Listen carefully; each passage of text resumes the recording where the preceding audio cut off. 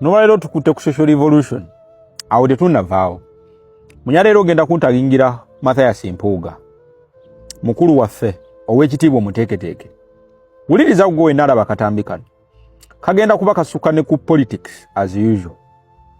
Ng'oyagala okumanya ani asinga obutakwagala. Ng'oyagala okumanya ani asinga okukukyawa. Otunulanga nnyo mbakwetoolodde. Kyangu nnyo okubanga mulabewo omunoonyeza wabweru naye ng'ali mu nju naawe. Njagala ompulirize bulungi. Mathias Mpuuga nsamba kimanyi bakundetedde ku eno video. Ate nkimanyi eno video teeka egenda kutuukako. Olaba mulabewo omutuufu gw'onoonyeza ewala. Akuli ku lusegere. Kankutwala empola. Mu bulamu bwo Mpuuga. Oba oliawo kankwate ne seggona wadde ye ngenda mwogerawo katono. Mathias Mpuuga wali ofunye eddaala.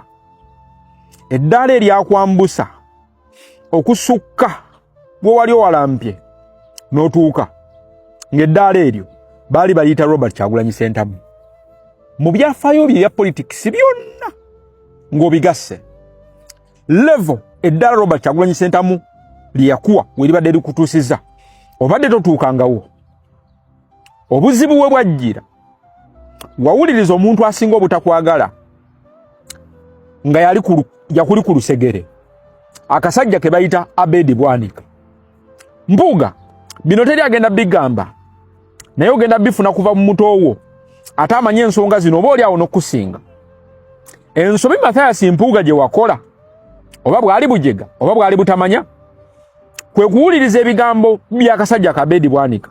State agent awedde emirimu eyakulowoozesa n'akupikamu omukka n'akulowooza nti oli baaluuni bw'oyambuka mu bbanga togenda kudda. Ensobi Mpuuga gye wakola kwali kulowooza nti wali otuuse ku level eyeetengerera era Abedi Bwanika mu kupikaapika n'abasigadde yakukakasa n'agamba akasajja okasobola n'agamba oli muteeketeeke otuuse ku level eya Robert Kyagulanyi Ssentamu. Awo we wali ensobi bro. Mukulu wange awe wakolera ensobi.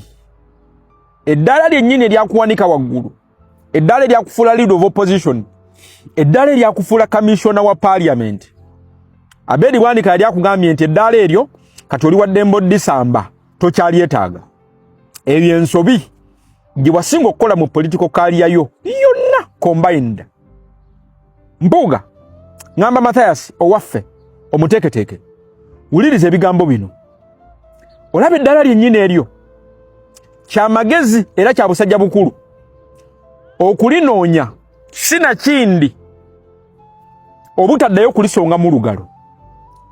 Mpuuga obudde buno gwomanyi kyekitegeeza okubanga obadde commissioner wa parliament and you lose to a first time runner.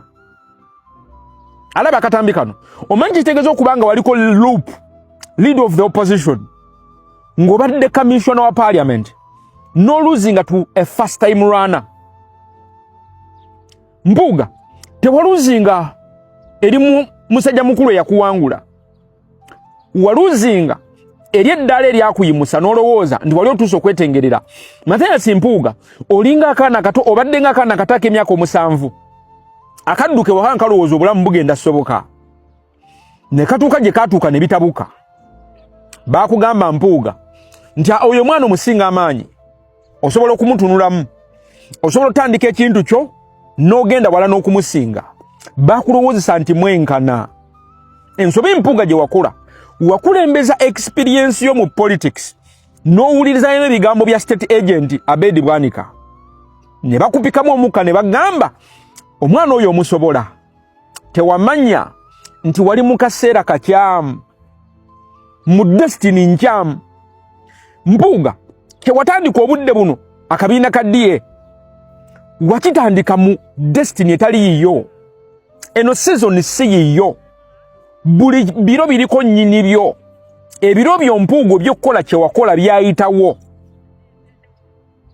Mathias Mpuuga eno video sijikoze kulangira njikoze kujjukiza mu mutwe gwo mubeemu obwongo obutono obujjukira eddaala eryakuyimusa n'okukitegeera nti eddaala lyennyini lye wagala okusamba ng'otuuse waggulu lyeddaala eryakuzzaayo mu kifo kye kimu we wali sina kindi wagwa ekigo n'oyita ne wali n'eddala we lyakusangira wali linnyira.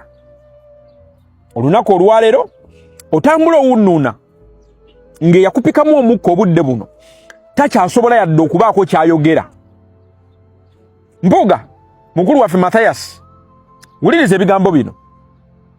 Senga mu mutima gwo osanga ekifo ekimira amalala, amampa nti n'okwemanya, n'okitegeera nti okyayinawo omukisa okwetonda, kyakubiri n'okutegeeza eggwanga nti yali nsobi, okulowooza nti osobola okwetengerera, n'okulowooza nti osobola okuyimirira mu ngatto oba mu bigere bya Robert Kyagulanyi Ssentamu. Mathias Mpuuga, nga nkuta mu vidiyo eno, wakola ensobi ekyasinza okuba ennene mu bulamu bwo.